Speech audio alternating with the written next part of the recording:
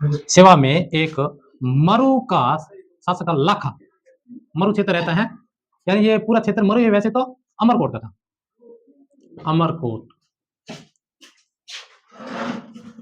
और इसके साथ में युद्ध करता है, और इस युद्ध का नाम क्या है? लाखा भंवर का युद्ध, भंवर का युद्ध। और इसमें लाखा को मार गिराता है कौन? राव सिंहा। और उसके बाद में एक थी मेर जाति, और मेर जाति के साथ में भी इन्होंने क्या किया था? राव सिंहा ने युद्ध किया था, और इस युद्ध में विजय तो हुए थे, लेकिन वीर गति को प्राप्त हो गई थी, वीर गति को। और जो ये मेर जाति से जिसकी रक्षा की थी वो थे पाली के पालीवाल ब्राह्मण, पालीवाल ब्राह्मण, जिसमें हजारों जो ब्राह्मण वीर गति को प्राप्त हुए थे। तो ये जो ब्राह्मण की पत्नियां हैं वो सती हुई थी, और जो पालीवाल ब्राह्मणों की जो है ना पहनते ना, बोलते हैं जिंदोई, तो उन जिंदोई का ढेर हो गया था सफेद, और इसका नाम रख दिया था धौला चबूतरा, धौला चबूतरा, चबूतरा। ठीक है। और इस युद्ध में लड़ता हुआ राव सिंहा क्या करता है? वीर गति को प्राप्त हो जाता है। और उसके बाद इसका जो अगला शासक बनता है राव आसनाथ, यह शासक बनता है। और यह शासक बनने के बाद इन्होंने एक काम किया था, यानी राव सिंहा ने तो जो राजधानी बनाई थी, राजधानी इनका क्रम ध्यान रखना है, ठीक है ना। इनकी राजधानी थी पाली, क्योंकि इन्होंने पहले पालीवाल जो ब्राह्मणों की भी रक्षा की थी, ठीक है ना, राव सिंहा ने। अब सिंहा के बाद अगला शासक बनता है राव आसनाथ या आसकर्ण, आसकर्ण। इन्होंने एक ही काम किया था, जो इनकी दूसरी राजधानी बनाई थी। कौन सी बनाई थी? खेड़ को बनाया था। और खेड़ रहता था, पहले था बाड़मेर में, वर्तमान में बालोतरा, बालोतरा। अगर किसी ने पुरानी किताब है तो बाड़मेर मिलेगा, बाड़मेर ना करके बालोतरा करना, ठीक है। और एक इन्होंने मंदिर बनवाया था रणछोड़ भट्ट, रणछोड़ भट्ट मंदिर। एक तो रणछोड़ भट्ट मंदिर द्वारका में है, लेकिन ये जो मंदिर बना था इन्होंने जोधपुर में बनाया था। रणछोड़ भट्ट मंदिर का निर्माण करवाया था, मंदिर का निर्माण करवाया था, ठीक है। इनका इतना ही काम था, एक तो राजधानी थी और दूसरा इन्होंने रणछोड़ भट्ट मंदिर भी बनाया था। और आसनाथ के बाद जो इनका अगला शासक बनता है वो बनता है राव दुहड़, राव दुहड़, ठीक है। और राव दुहड़ क्या करता है? राव दुहड़ की एक थी पुत्री, ठीक है, और इनका नाम था चक्रावती, चक्रावती। राव दुहड़ की पुत्री चक्रावती की अल्प आयु में क्या हो जाती है? अल्प आयु में मृत्यु हो जाती है। और इनकी मृत्यु होने के बाद में क्या बन जाती है? देवी बन जाती है। जैसे है ना, कोई मरता है उसके बाद कई भूमिया बनते हैं, कई पितर बनते हैं, कई पितरानी बनते हैं। तो राव दुहड़ की पुत्री थी चक्रावती, ये क्या बनती है? देवी बनती है। देवी बनने के बाद में राव दुहड़ जाते हैं कर्नाटक, कर्नाटक जाते हैं, और कर्नाटक से काष्ठ की मूर्ति बनवा करके लाते हैं। काष्ठ की मूर्ति किसकी लाते हैं? चक्रावती की, ठीक है ना। और काष्ठ की मूर्ति थी, और 18 भुजा वाली थी, 18 भुजा वाली काष्ठ की मूर्ति। राजस्थान में पहली है, एकमात्र मूर्ति, देवी की मूर्ति तो काष्ठ से बनी हुई है। और राव दुहड़ कहां से बनवा करके लाए थे? कर्नाटक से। और यहां से लाने के बाद में नागाना गांव, नागाना गांव, नागाना गांव पहले कहां था? बाड़मेर में था, वर्तमान में बालोतरा में, बालोतरा। और बालोतरा में इसका मंदिर बनवाता है, और इसका नाम रखता है नागाना राय, नागाना राय का मंदिर। और इसे, क्योंकि ये किस वंश से थी? ये जो राहदूड़ है राठौड़ वंश से है, और राठौड़ वंश से होने के कारण ये चक्रावती भी राठौड़ वंश से थी। और ये नागाना गांव में जो इसका मंदिर बना, इसलिए इसका नाम क्या रख दिया? नागाना राय। और ये यानी राठौड़ वंश की कुल देवी होगी, राठौड़ वंश की कुल देवी, की कुल देवी, ठीक है। इन्होंने क्या किया था? यानी अपनी जो पुत्री थी, अल्प आयु में मृत्यु होने के बाद में कर्नाटक से काष्ठ की मूर्ति लाते हैं, और मूर्ति ला करके नागाना गांव, पहले था बाड़मेर, वर्तमान बालोतरा में, मंदिर बनवाता है, और नाम रखता है नागाना राय, जो राठौड़ वंश की कुल देवी। वर्तमान में नागाना राय है। नागणीची माता मंदिर नाम सुनो, बीकानेर में है, क्योंकि बीकानेर की तो राठौड़ वंश से कहां से आए थे? नागणीची माता का मंदिर वर्तमान नागाना गांव में है, तो मुख्य मंदिर है नागाना गांव में। और नागाना गांव कहां रहता है? वर्तमान में बालोतरा में रहता है, पहले थे बाड़मेर, बाड़मेर। और ये प्रश्न भी पिछली बार आया हुआ है, नागाना राय का मंदिर स्थित है, ऑप्शन में बाड़मेर था, जोधपुर था, जैसलमेर था, और बीकानेर था। तो बीकानेर में तो मंदिर है, बाद में बना है, पहले मंदिर कहां था? नागाना गांव, बाड़मेर में था। ये ऑप्शन में आ चुका पिछली बार, ठीक है। और मैं खुद गलत करके आया हूं, क्योंकि मैं जोधपुर करके आया हूं, जोधपुर नहीं, इसका मंदिर बाड़मेर में। याद रखना। इसके बाद में इनका पुत्र शासक बनता है, क्या नाम उसका? सालो या सलका, राव सालो या राव सलका। पहले इनके कोई भी संतान नहीं थी, संतान नहीं थी, पितर ई घूमता। और एक दिन किसी साधु के पास जाता है, यानी कोई साधु आता है, इनसे मिलता है, तो साधु के कहने से साधु ने कहा कि आपके पुत्र हो, और जो आपका पहला पुत्र होगा इसका नाम क्या रखना आपको? मालदेव रख देना। मालदेव, सॉरी मालदेव ना, मल्लीनाथ नाम रखना है, मल्लीनाथ। और जब ये 18 वर्ष का हो जाए तो आप इनका क्या कर देना? राज तिलक कर देना। और करना कैसे है? गिरवे वस्त्र यानी भगवा वस्त्र, भगवा वस्त्र। यानी राव धुवड़ के बाद में राव सल का शासक बनता है। उनके कोई संतान नहीं थी, एक साधु के आशीर्वाद से उनको संतान होती है, और संतान भी लगातार कितनी होती है? 4 होती है। मल्लीनाथ, राव, वीरमदेव, ठीक है, एक था जैतराम और एक और था, उनका नाम याद रखने की जरूरत नहीं, ठीक है ना। 4 पुत्र हुए थे लगा था। बाद में राव सलका ही गए, कब वाह इतना गणा ज्यादा नहीं होना चाहिए। मल्लीनाथ, मल्लीनाथ। और ये शासक बनने के बाद में मल्लीनाथ की पत्नी का क्या नाम है? रूपा देवी या रूपा देव। रूपा देवी के गुरु का नाम है उगम जी भाटी, उगम जी भाटी, ये इनका क्या है? गुरु है, ठीक है ना। राव मल्लीनाथ की पत्नी का नाम है रूपा दे, और रूपा दे के गुरु का नाम है उगम जी भाटी। रूपा दे उगम जी भाटी को अपना गुरु मानती थी, तो राव मल्लीनाथ भी उगम जी भाटी को अपना गुरु मानते हैं। और इनके शरण में जाने के बाद में इन्होंने यानी राजगारी से संन्यास ले लेते हैं। कौन? मल्लीनाथ जी। और मल्लीनाथ जी ने अपने भाई वीरमदेव को क्या करते हैं? राजगद्दी पर बिठाते हैं, राजगद्दी पर बिठाते हैं। जब ये राजगद्दी पर बैठते हैं तो इनके 2 वर्ष का एक पुत्र था, और जिनका नाम था राव चूड़ा। लेकिन राजगद्दी पर बैठने के 2 वर्ष बाद में वीरमदेव एक जंगल प्रदेश में युद्ध करता है, और उस जंगल प्रदेश के युद्ध में क्या हो जाता है? वीर गति को प्राप्त हो जाता है। कौन था वीर गति को प्राप्त? वीरमदेव। तो राव चूड़ा की माता हीरावती नाम की एक माँ है, हीरावती या हीरा देवी दो भी है, ठीक है ना। ये क्या करते हैं, यानी अपने 2 वर्षीय पुत्र को लेकर के कहां आ जाती है? जंगल प्रदेश आ जाती है, बीकानेर में। और बीकानेर में जगह है बीकानेर, और वहां पर कलाऊ नाम का कोई गांव है क्या? आज कोई नाम? हाँ, अब हो सकता है उस गांव का नाम चेंज भी हो गया। उस गांव में आला बारठ इसके यहाँ रख देती है। कौन? राव चूड़ा की माँ अपने पुत्र राव चूड़ा को आला बारठ के पास में रख देती है, बीकानेर में। बीकानेर के पास में गांव है, और कहती है कि जब इनकी आयु 18 वर्ष की हो जाए तो इन्हें मारवाड़ का शासक बना देना। और जब इनकी आयु 18 वर्ष की हो जाती है तो ये आला बारठ राव चूड़ा को लेकर के कहां जाते हैं? मल्लीनाथ जी के पास में जाते हैं। और उस समय मल्लीनाथ जी कहां थे? तिलवाड़ा। तिलवाड़ा नाम सुना है? कहां पर है? तिलवाड़ा, जहां पर मल्लीनाथ जी का मंदिर है। पहले कहां था तिलवाड़ा? पहले था बाड़मेर में, वर्तमान में कहां है? बालोतरा में, बालोतरा। अब राव मल्लीनाथ जी के पास में लाते हैं और आला बारठ पूरी बात बताते हैं कि आपका भाई था वीरमदेव, इनका पुत्र है राव चूड़ा, जो आपका क्या लगता है? भतीजा लगता है। तो राव मल्लीनाथ राव चूड़ा को क्या बना देते हैं? मारवाड़ का शासक बना देते हैं। मारवाड़ का शासक कौन बनता है? राव चूड़ा बनता है। राव चूड़ा को इन्हें मारवाड़ का या राठौड़ वंश का वास्तविक संस्थापक माना जाता है, ठीक है। राव चूड़ा को मारवाड़ का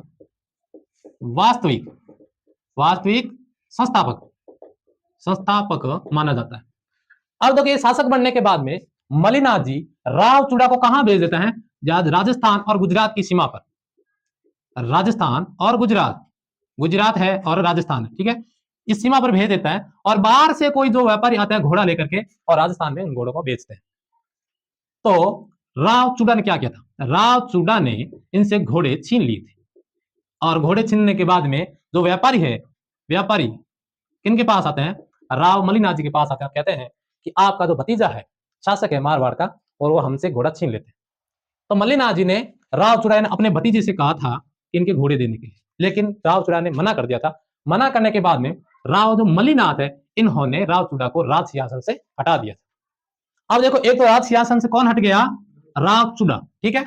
अब देखो, ये एक जो क्षेत्र है, जैसे मारवाड़ है, तो मारवाड़ में एक जगह है मंडोर, मंडोर किनका ससुराल है बताओ? रावण का। रावण का ससुराल है मंडोर, मंदोदरी के नाम से। अब देखो मंडोर में शासन था इंदा प्रतिहार, इंदा प्रतिहार इनका शासन था, ठीक है। और तुर्कों ने क्या किया था, मंडोर पर आक्रमण कर दिया और आक्रमण करके इंदा प्रतिहार को यहां से हटा देते हैं। अब देखो इंदा प्रतिहार भी हट जाता है और एक कौन हटता है, राचुड़ा भी हट गई। ये दोनों हटे हुए हैं, एक ही जैसे हो गए, दोनों को रोजगार नहीं मिला, ठीक है ना। अब इनको भी स्कूल से निकाल दिया, इनको भी निकाल दिया दोनों। अब दोनों मिलने के बाद में दोनों आपसी स्थिति को पूछते हैं, जैसे होता है ना कि जो कमजोर छात्र है कमजोर छात्र से मिल जाता है कहीं पर भी, और होशियार है वो होशियार से मिलता है। कहीं कभी आप जब ननियाल जाते हैं और आपके परसेंट अच्छे बने तो आप अच्छे परसेंट के साथ मुलाकात कर सकते हैं, और यदि जिनके परसेंट कम है और वो अच्छे परसेंट वाला आपसे बात करता है, आप उनसे हट जाते हैं कि परसेंट की बात है, परसेंट का ही मतलब है अपनी बनोड़ 36 तो मन में एक विचार है, ठीक है। तो ये दोनों मिलते हैं ना, तब इन दोनों को एक योजना बनाते, कहते हैं हम दोनों मिल करके मंडोर पर आक्रमण कर देते हैं। पहले तो इंदा प्रतिहार ने कहा था कि आपके जो चाचा है ना रामलीनाथ, इनको मार देते हैं और मारने के बाद हम मारवाड़ का शासक बन जाएंगे। तब राव चूड़ा ने कहा था वो तो एक योगी है, और आज उत्तर प्रदेश में भी योगी है, पता ही है सबको, ये 1-2 साल में समाधि ले लेगा। तो इंदा प्रतिहार और राव चूड़ा दोनों ने मिलकर के मंडोर पर आक्रमण किया और तुर्कों को यहां से भगा दिया। लेकिन वादा क्या हुआ था इन दोनों का कि हम मंडोर को आधा आधा रखेंगे, 50-50। अब आधा मंडोर किनका होगा और आधा किनका हो जाएगा। लेकिन महल है, महल को आधा आधा कैसे कर सकते, है ना नाम रूठी रानी का। हाँ, मान रखे तो पीव, पीव रखे तो मान, दो दो गए नहीं बंदा एक हम एक ठान, यानी एक ठान और एक ही खूंटे मारे, दो गाय बांध सका क्या, बांध दीजिए कौन, ठीक है ना। तो उसी तरह अब इनको पता चल गया, तब इंदा प्रतिहार था कमजोर, इनके पास में सेना का अभाव था, तो इंदा प्रतिहार ने एक योजना बनाई, और ये योजना क्या थी कि अपनी पुत्री का विवाह किसके साथ कर देता है, राव चूड़ा के साथ, राव चूड़ा, ठीक है। और इनकी पुत्री का क्या नाम है, पुत्री का नाम किशोरी देवी या लालाबाई, दोनों नाम है, ठीक है ना।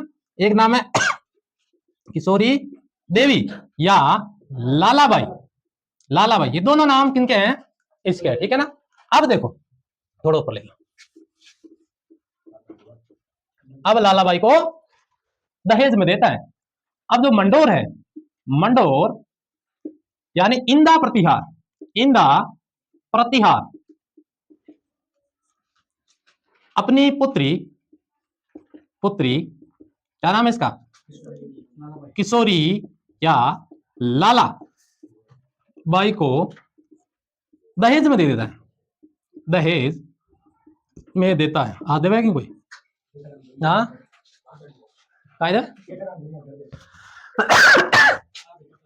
दे ही कहने दो, हाँ कोई जगह बनी जल्दी तो दहेज में दे देता है। दहेज में देने के बाद में राव चूड़ा ने तीसरी राजधानी कौन सी बनाई, मंडोर को तीसरी राजधानी बनाई।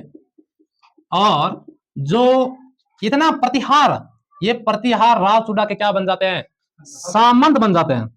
और सर्वप्रथम जो सामंत प्रथा है कहां से शुरुआत होती है, राव चूड़ा के शासनकाल से, स्टार बना लियो, सामंत प्रथा, सर्वप्रथम सामंत प्रथा की शुरुआत राव चूड़ा के शासनकाल से शुरू होती है। और यानी इंदा प्रतिहार ने कहा कि मंडोर पर तो अधिकार आपका रहेगा, लेकिन जो मंडोर के आसपास में 84 गांव हैं, इस गांव से जो कर वसूल करने का काम है, कर वसूलना, वो क्या होगा, वसूलना प्रतिहारों का होगा, और उसके बाद में आपको दिया जाएगा, ठीक है। अब देखो राव चूड़ा शासक तो बन जाता है, राव चूड़ा के भी 2 पत्नियां थी, पहला धनी होती, ठीक है ना, अभी को मिले, और इनमें से एक के तो 2 थे संतान, एक का नाम था रणमल, पता था, याद आ रहा है अब तो, और हंसाबाई, हंसाबाई, ठीक है। और एक था ये जो नहीं रानी थी ना, किशोरी देवी, किशोरी, और किशोरी की जो संतान थी इनका नाम था कान्हा, ये था। अब देखो राव चूड़ा को किशोरी या लालाबाई क्या कह रही है, मारवाड़ का अगला शासक में किन्हों बनाना है, कान्हा को बनाना है, ना कि रणमल और हंसाबाई को। हंसाबाई तो लेडीज है, राजा बनेगी, ये तो रानी बन सके, राजा नहीं बनेगा। तो राजा किन्हें बनाना है, कान्हा को बनाना है। और ये थी इनकी प्रिय रानी, और ये थी अप्रिय राणा, अप्रिय है पुराने में, ये नई रानी थी। इनके कहने से राव चूड़ा ने किसको, कान्हा को मारवाड़ का शासक बनाया। लेकिन क्या हुआ, लेकिन कान्हा शासक बनने के बाद में कहा जाता है कि इन्होंने गो हत्या की, और गो हत्या करने के कारण देशनों की करणी माता ने कान्हा की हत्या कर दी। एक तो ये मिलता है, एक बात तो ये मिलती है, और ये तो मिलती है साहित्य में, साहित्य जो चारण साहित्य वगैरह था उसमें। और एक ये मिलता है कि ये बीकानेर के आसपास में राजपूत शासकों से लड़ता हुआ वीर गति को प्राप्त होता है, चाहे कैसे भी हो कान्हा क्या हो जाता है, वीर गति को प्राप्त होता है। रावचूड़ा रणमल और हंसाबाई को जब कान्हा को यहाँ का शासक बनाते हैं तो यहाँ से क्या कर देते हैं, निष्कासित कर देते हैं। अब रणमल और हंसाबाई कहां जाते हैं, कहां जाते हैं, और सोचो, मेवाड़ चले जाते हैं, और मेवाड़ में कौन था, राणा लाखा था, जिसे लक्ष्य सिंह भी कहते हैं। पढ़ा था ना हमने मारवाड़, कल टेस्ट भी होगा इनका मारवाड़ का, याद रखना, सुबह 8 बजे होगा, ठीक है ना, 8 बजे आ जाए बेसिकली, 8 बजे जल्दी आ जाओ सुबह। तो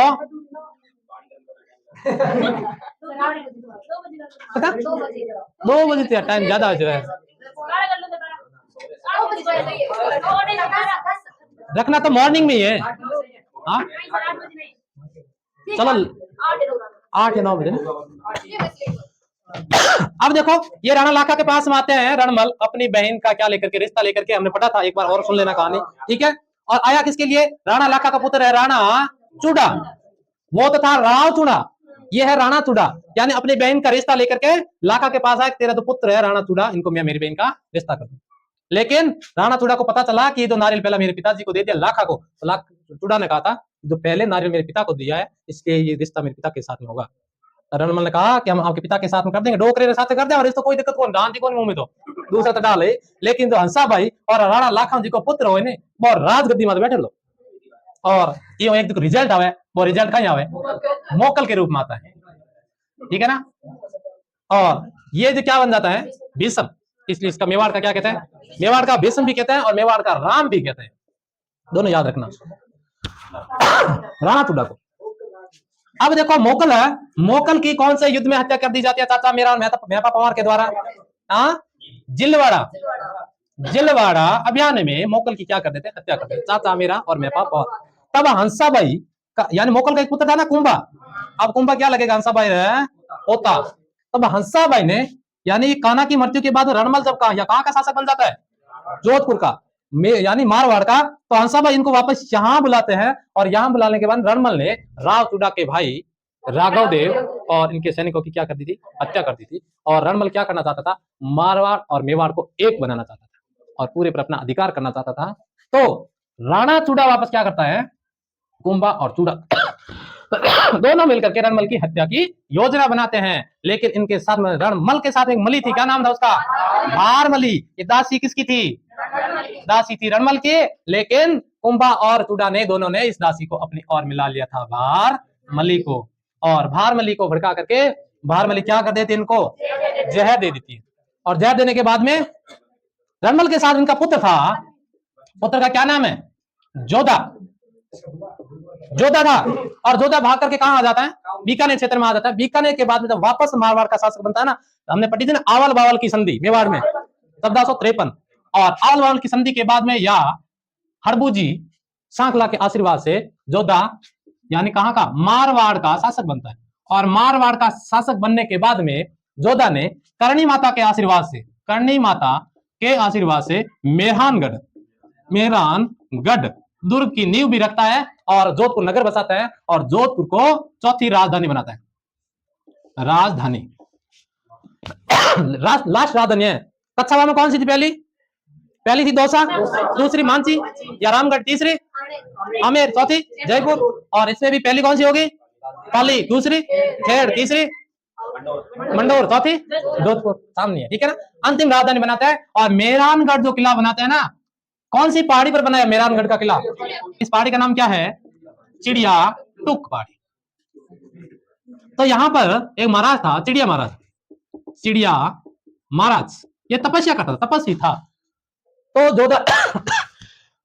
जोधा ने चिड़िया महाराज को कहा कि अब यहाँ से आप हट जाइए, मैं यहाँ एक दुर्ग का निर्माण कर रहा हूँ। चिड़िया महाराज ने, क्यों भाई, मैं तपस्या कर रहा हूँ, और भी जगह है। उनका इसी पहाड़ी पे मैं किला बनाऊंगा। चिड़िया महाराज ने मना किया, लेकिन उन्होंने जबरदस्ती चिड़िया महाराज को यहाँ से हटा दिया। तो चिड़िया महाराज ने साफ दे दिया या श्राप दे दिया, कहा कि आपका जो किला बनाओगे ना पूरे दिन में शाम को गिर जाएगा। और वैसा ही हुआ, यानी जोधा चिड़ियाटुक पहाड़ी पर दिन में जितना किला बनाते थे सामने वो गिर जाता था, जितना भी किला बनाते थे गिर जाता था।